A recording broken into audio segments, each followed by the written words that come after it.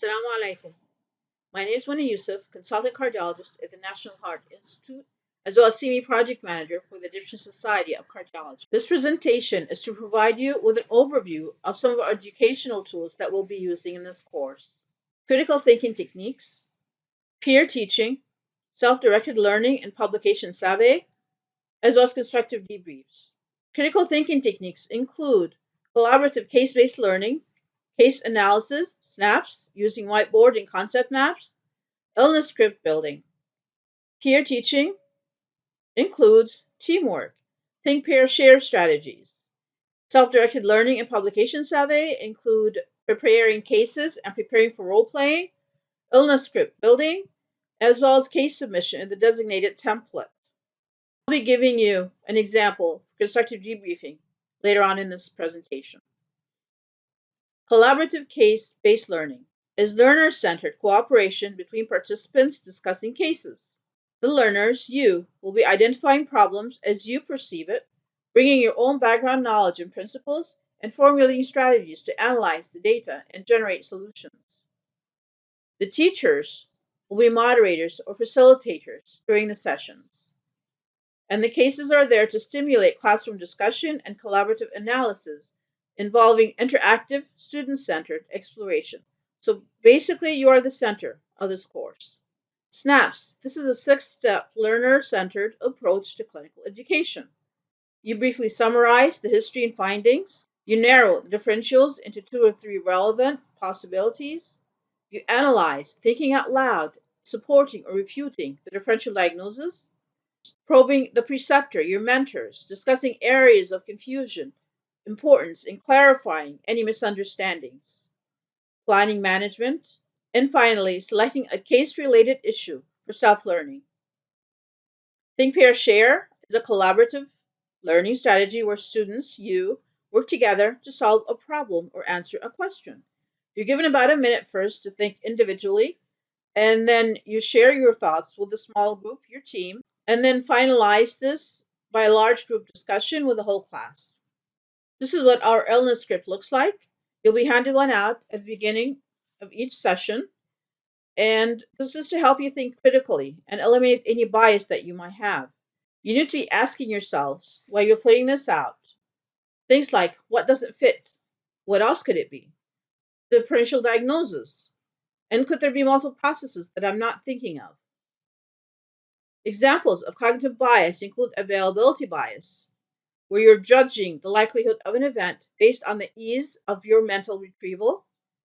Anchoring bias, you're fixating on specific features of a patient's initial presentation, failing to adjust with any new information that comes in.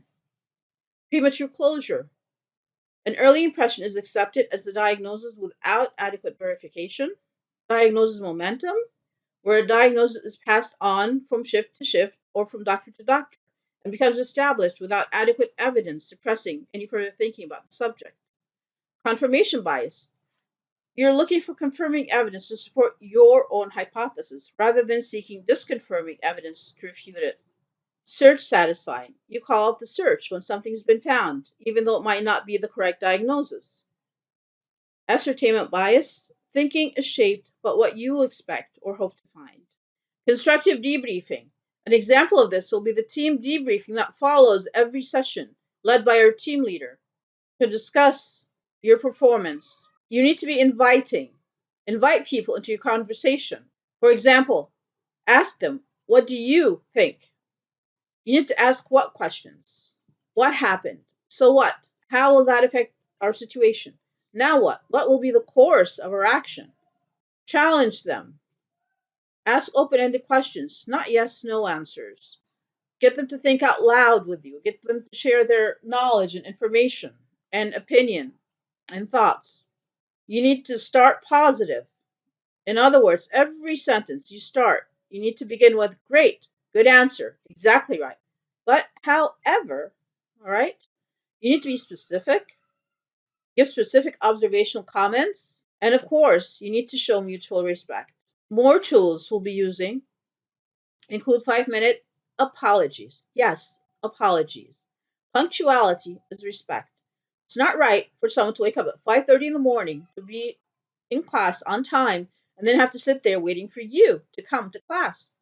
Late learners will be obliged to prepare a 5-minute presentation, which will be graded.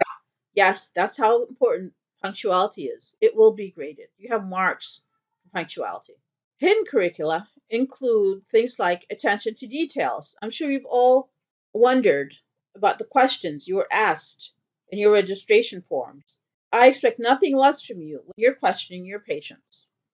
Automated response forms, this is a chance to give you freedom, give constructive feedback, and express your personal opinions in a respectful manner. Teamwork, collaborative teamwork, in other words, how you work together, shapes the pass fail status. Leadership quality building through mentor observation and gaining skills and experience throughout the course as acting team leaders. That was just a quick overview of some of the tools that we'll be using during this course. If you have any questions, please bring them to class. See you soon.